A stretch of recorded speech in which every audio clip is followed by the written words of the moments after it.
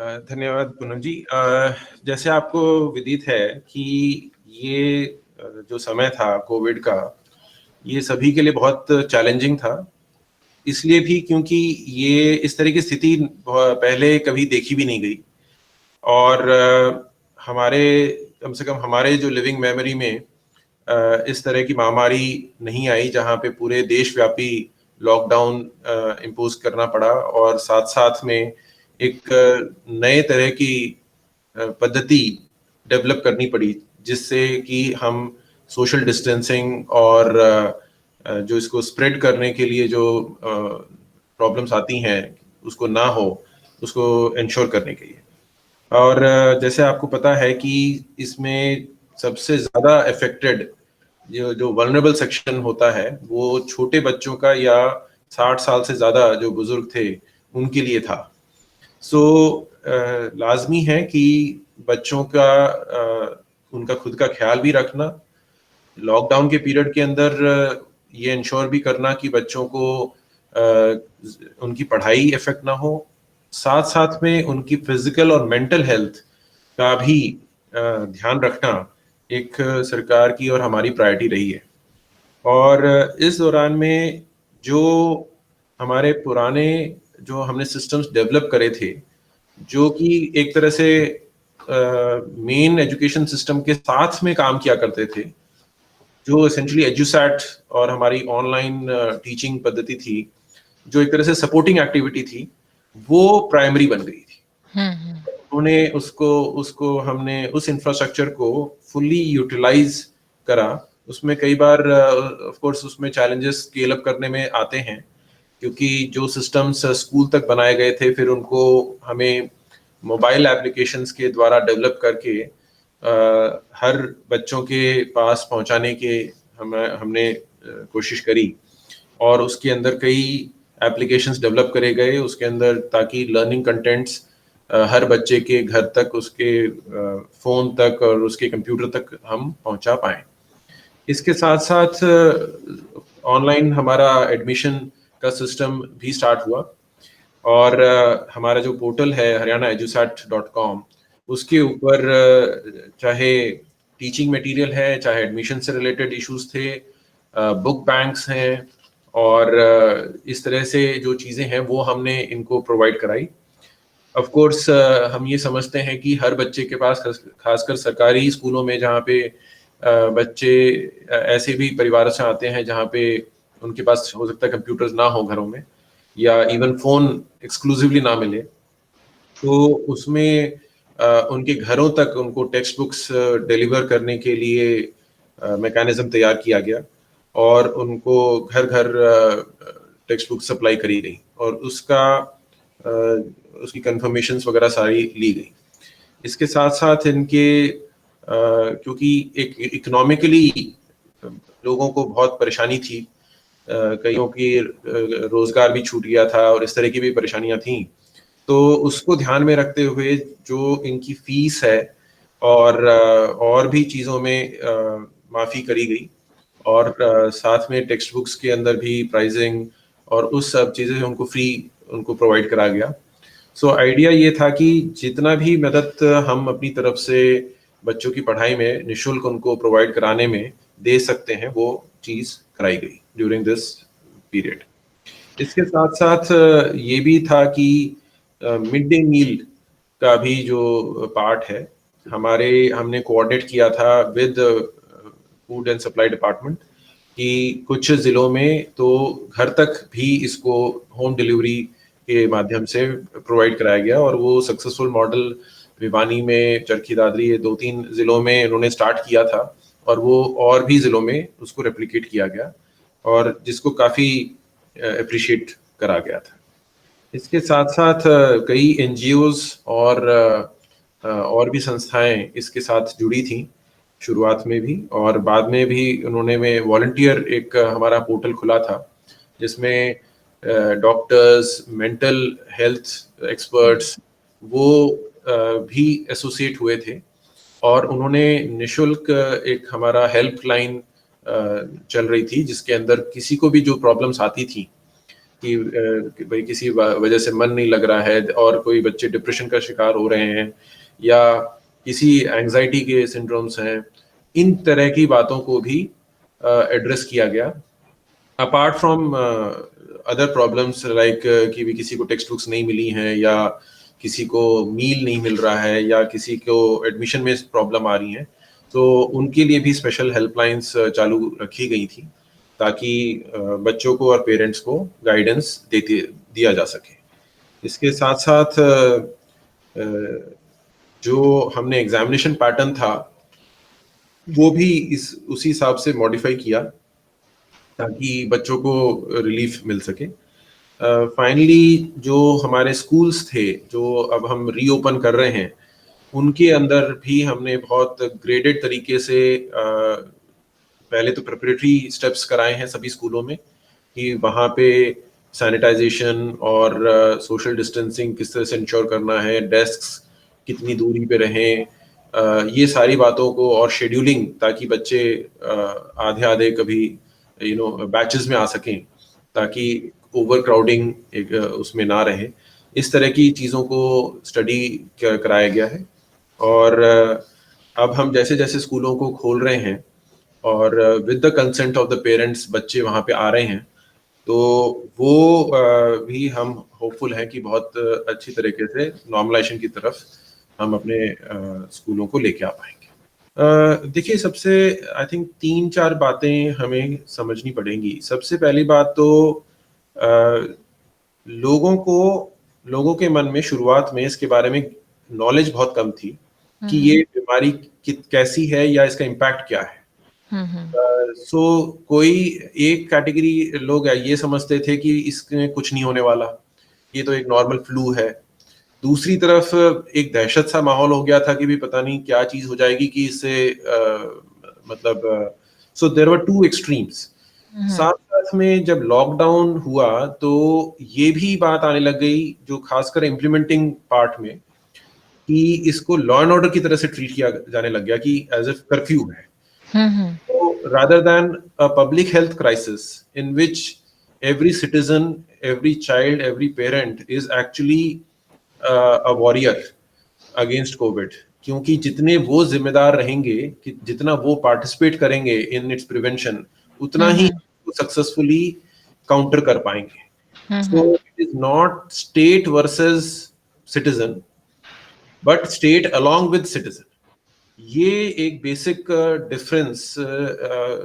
थोड़े टाइम बाद लोगों को समझ में आने लगा, कि कई बार of course there were people 5-10% ऐसे भी रहते थे जो जिनको कैजुअली लेते थे इस चीज को, और वो एक इम्प्लीमेंटेशन के पॉइंट ऑफ व्यू से कि जी किस तरह से इसको रोकना है। अब यही जो चैलेंज एक जनरल था एडमिनिस्ट्रेशन के लिए, वही हमें एजुकेशन साइड में भी फेस करना पड़ा। सो to that effect, some initial parents were very skeptical कि नहीं हम so some side it was कि भाई हम बिल्कुल कुछ भी ना करो, क्योंकि ये फैल जाएगा। या दूसरी तरफ ये भी कुछ लोग ऐसा कहते थे कि जी इतना चीज कर दी, हमारे बच्चों का सफर करेंगे, खासकर जहाँ एंट्रेंस एग्जाम्स थे।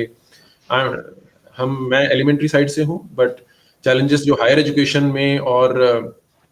सेकेंडरी एजुकेशन में खासकर काफी आया था, जब स्पेशली एंट्रेंस एग्जाम्स के रिलेटेड लोगों को एंजाइटी थी कि आफ्टर 12th या उसके बाद उनका क्या होगा। So those concerns had to be addressed. और हमारे खासकर एलिमेंट्री साइड में we had to be again trying to ensure that the children are safe, that they are at home, and उनको जो न्यूट्रिशनल रिक्वायरमेंट्स हैं वो सारी मीट हो। So we had to essentially coach public at large कि जो आप अपने घरों में रहें, और अपने जो भी फैसिलिटीज हैं हम आपको घरों में प्रोवाइड कराएंगे। बाहर निकल के जो क्लस्टर में जैसे जो होती है गैदरिंग वगैरह ना हो, ताकि इसका स्प्रेड हम रोक सकें।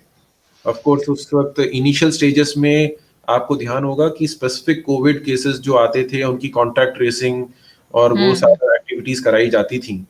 तो उसके अंदर भी असिस्ट करने के लिए बोला जाता था। हमारे जो ये तो मैं आउटरीच की बात कर रहा था जहाँ पेरेंट्स और बच्चों को हम आउटरीच कर रहे हैं, मगर इसके साथ साथ जो हमारा अपना स्टाफ है उनकी भी मान लीजिए जो टीचर्स थे या जो हमारा स्टाफ है, जो स्कूल का स्टाफ होता है, उनको भी अवेयर करना, उनको भी सेंसिटाइज करना कि इसके अंदर प्रिकॉशंस लेना, मास्क पहनना, ये सारी चीजें ज्यादा जरूरी हैं, सैनिटाइज करके रखना, बजाय कि इसमें डर के आप कुछ भी ना करो या बहुत ही कैजुअल हो जाओ और रोज गैदरिंग कर रहे हैं। इस तरह की चीजों के बारे में अवेयरनेस करना हमारी प्रायोरिटी थी शुरुआत में, और वंस पीपल वर अवेयर कि ये प्रिकॉशंस लेने से काफी हद तक ये कंट्रोल होता है, then yes things came much more in control. इसमें रादर मैं ये भी कहूँगा कि जो ऑल्टरनेटिव टीचिंग मैकेनिज्म्स होते हैं, ऑफ कोर्स क्योंकि आपको जो क्लासरूम टीचिंग तो उस वक्त नहीं हो पाती है, इनिशियल स्टेज पे इट वाज डिफिकल्ट। पहले तो हमें अपने टीचर्स को ट्रेन करना पड़ा था with regard to how to do audio visual या वीडियो, जो सो कॉल्ड एजुसैट पद्धति से टीवी के ऊपर या उसके ऊपर किस तरह से उनको बताना so that it can be broadcasted. तो वो मैकेनिज्म पहले कुछ ही टीचर्स को ट्रेनिंग थी,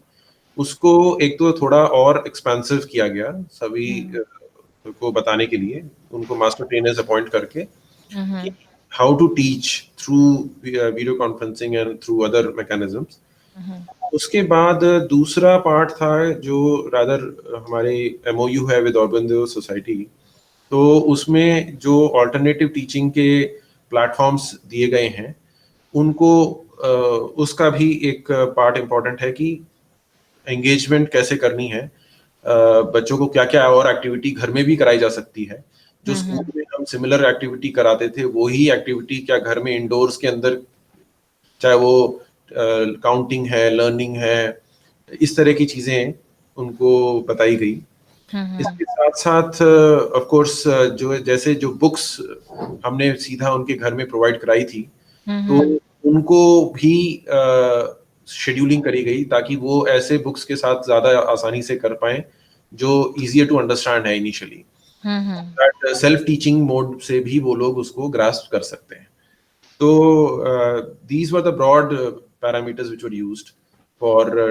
imparting. Of course, शुरू में, but teachers, as I said, the teachers themselves had to be mentally prepared that ये चीज लंबी चलेगी, because again it's also was not very clear in mind of many people कि ये lockdown कह लें या कोविड का इशू है ये कब तक चलेगा। सो इनिशियल आपको ध्यान होगा ये लोग कहते हैं जुलाई तक ये खत्म हो जाएगा, फिर उसके बाद लोगों ने कहा नहीं नवंबर तक चलेगा। Now we do know that it has its phases up and down depending on weather and other things. So इसका ये हमें लंबे अरसे तक इसके साथ रहना है, तो जब तक वैक्सीन और परमानेंट सॉल्यूशंस नहीं निकलते हैं, तो इस चीज को हमें ध्यान में रखते हुए we have now taken it as a challenge कि ये लंबे अरसे तक हम इनके साथ कैसे काम करें, उसको हम अडॉप्ट कर लें उस नई प्रणाली को। देखिए गुड लर्निंग्स में हमें एक तो बात ये दिखी कि one is involvement of the NGOs, एक that there are many people who reach out, उनका पोटेंशियल है और हमें उनको एक रेगुलर तरीके से एंगेज रखना होता है। कम्युनिटी मोबिलाइजेशन एक बहुत बड़ी बात होती है जो अनफॉर्चुनेटली हम नॉर्मल टाइप में इग्नोर कर देते हैं, बिकॉज इंस्टीट्यूशनल सिस्टम्स उसको टेक ओवर कर लेती हैं तो उसको अडॉप्ट करते हैं। दूसरा हमने ये नोटिस किया कि प्राइवेट संस्थानों में एक एकदम रुकावट सी आ गई थी, because they since they run most of it on commercial basis, तो अनफॉर्चुनेटली दे कहीं फीस के इश्यूज थे, कहीं इस तरह के कई मुद्दे आए थे, तो government systems could take over lot of that responsibility. So to that extent we felt that lot of enrollment had improved in the government institutions, also because parents were not able to pay for the private schools and other things, and even they themselves could not afford to keep their whole staff. तो ऐसे दौरान में government institutions को भी strengthen करके रखना या उसको रेलेवेंट रखना हमें लगा कि बहुत ज़रूरी है। तीसरी बात जो दिखने में आई, अगर हम गुड प्रैक्टिसेस में बात करें, was many innovations done in terms of IT. IT की reach out in terms of, जैसे मैंने अभी आपको बताया कि PDS के जो राशन है, जो ड्राई राशन हम पहुंचा रहे थे, तो almost like a Zomato kind of model, people हमारे कलेक्टर्स ने और एजुकेशन सिस्टम्स ने उनको रीच आउट किया, जहाँ जहाँ डिमांड थी उनको पहुंचाया, ताकि जो न्यूट्रिशनल नीड है बच्चों की और सभी लोगों की, वो उसको एड्रेस कर पाए, खासकर जो गरीब है। सो इसके साथ साथ एप्लीकेशंस डिजिटल प्लेटफॉर्म पे बहुत सारे बनाए गए। लोगों को हमने अब जो बच्चे हैं उनको टैबलेट्स और इस तरह की चीज़ें प्रोवाइड कराने के लिए हमने अब स्कीम बनाई है, ताकि since we have to move towards digital platform, तो जब हम इसको परमानेंट बेसिस पे ही लेना है तो हम अपना डिजिटल कंटेंट बढ़ाएं, और उसमें the good thing is that since it's a different platform all together, उसमें ऑल्टरनेटिव एजुकेशन मैकेनिज्म के बहुत स्कोप है। So first of all, of course, I would like to thank them and also congratulate them for their splendid efforts in augmenting the support that they have done to the state and to the public at large, and especially for the children. और मेरे हिसाब से जो ये relation है, it showed the potential, क्योंकि as you said कि adversities के टाइम में potentials नजर आते हैं, तो इसमें कई पोटेंशियल नजर आए कि जहाँ पे NGOs specially organised society can come in, even organisation जैसे आपने बात करी बैंक्स की तरफ से, it is not necessary that any sponsoring company have to involve themself directly, इनको indirectly through good organizations which basically need certain support. There are a lot of motivated people who are at their in their own areas they have expertise, और वो recognize करना और उसको फिर उनको expose करना, उनको एक platform देना भी एक बहुत बड़ी बात है। तो जब हम उनको platform मिल जाता है और उनको एक meaningfully हम engage कर पाते हैं, हमारे अल्टीमेट ऑब्जेक्टिव है कि जो हमारे बच्चे हैं और हमारे सिटीजन्स हैं, हम उनको एक बेहतरीन सर्विस दे पाएं और उनका फ्यूचर अच्छा कर पाएं, तो उसकी तरफ रास्ते कई हैं, और इन रास्तों को एक्सप्लोर करने में जो हमारी ऑफ कोर्स जो एक अंडरस्टैंडिंग होती है, हम एक रास्ता पकड़ते हैं, but there may be other organisations which can provide different ways. So I think partnership is the one way. It is not possible for one organisation to do everything. It is the through partnership that ultimately हम ये जो अपना primary objective है to improve the lifestyle of our children and of our citizens, वो हम achieve कर पाएंगे. So I think it is a combined effort, and Aurobindo Society has done a splendid job, and we are grateful to them.